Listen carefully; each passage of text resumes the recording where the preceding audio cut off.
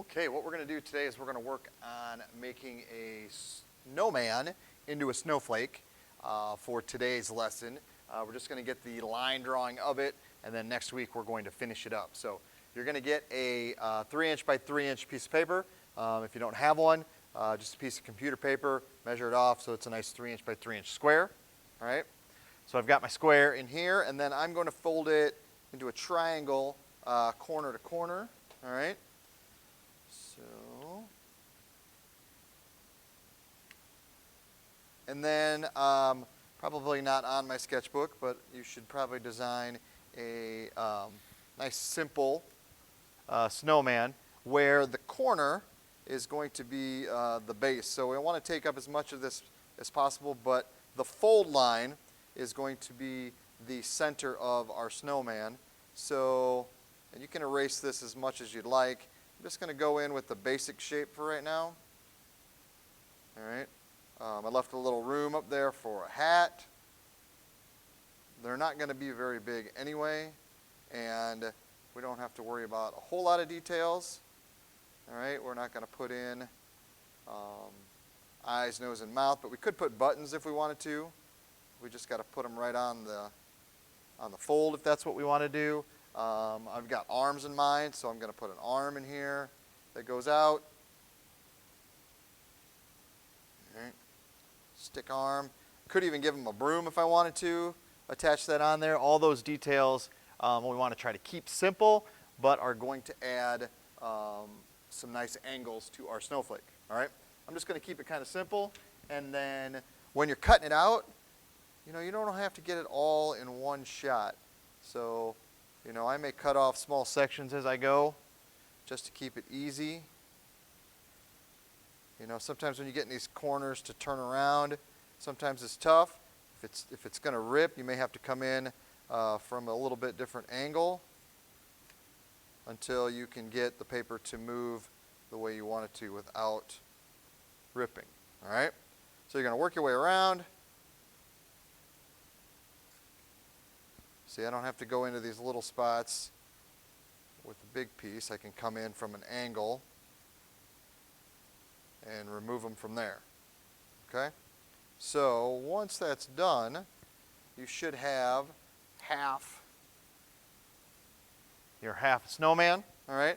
And we'll open it up, and that'll make our larger one. Okay? So we're going to go to our paper here, and we're going to have to set it up. Ruler. We're going to have to set our paper up so that we can get sort of a nice balance. So I'm going to use my ruler to help locate the center of this page. Our paper, if I butt my ruler up to the binder here, we're about 8 inches. All right. So I'm just going to go with the 4. Make a mark at the top. And then at the bottom, I'm going to do the same thing. Put my ruler up there. Got to flatten out my paper a little bit. There we go. And so I'm going to find the 4. And then on the sides, I'm going to turn this sideways here.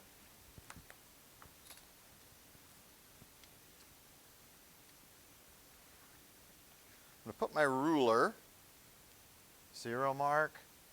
And we're at 11 inches, so 5.5, I'm going to make a mark.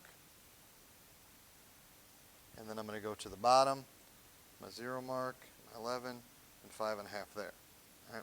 So with a light line, I'm going to connect these. Make it light because you're going to erase it in the end. All right.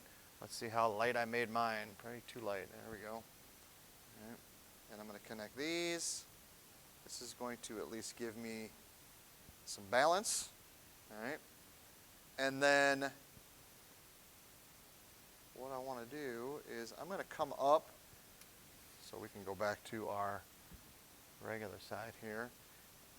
So from the X marks the spot center, I'm going to put my 1 on there and my 0 line for 1 inch, and then I'm going to do the same underneath. So my 1 line's there. I'm going to go 2 inches. That gives me 1 inch from the center. I only have to do the top and the bottom just to kind of give me some balance. All right. And then what I'm going to do is I'm going to start to trace my design. So I'm just going to line up my snowman on that inch line. I have a fold, so that's helping me make sure that that's going right down the middle. And I'm going to start to trace it. And you'll have to take your time.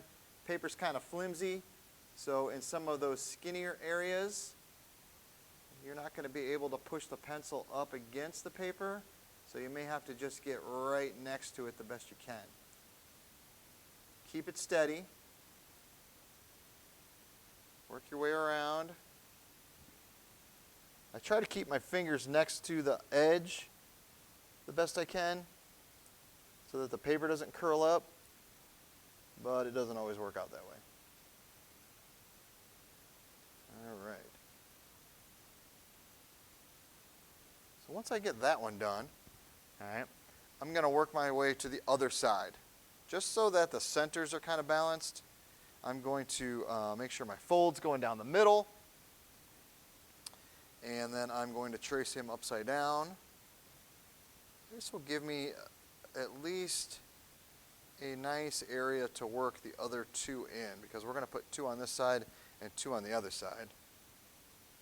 And I can use that line I drew to help me, but I'm not necessarily going to center them up like I did with this one.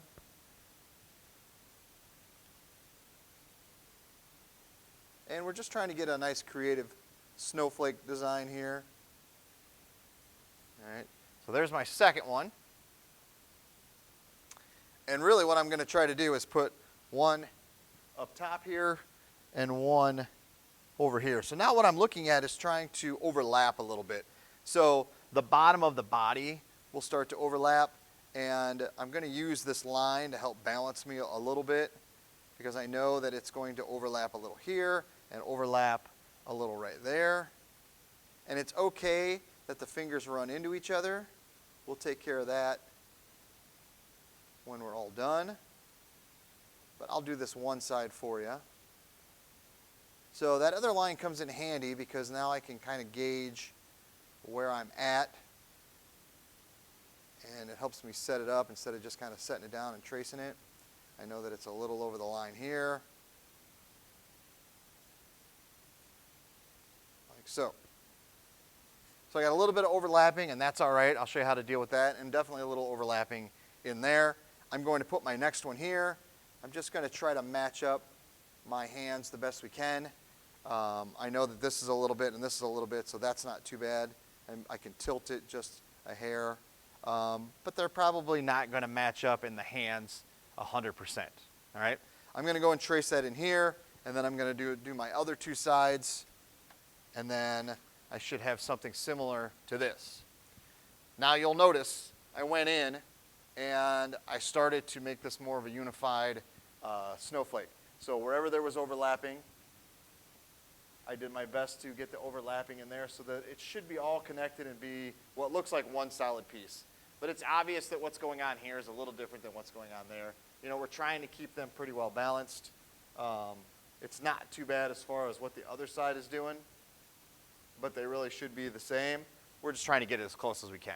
I also erased my lines going down the middle so that all I should have is a nice snowman snowflake. All right?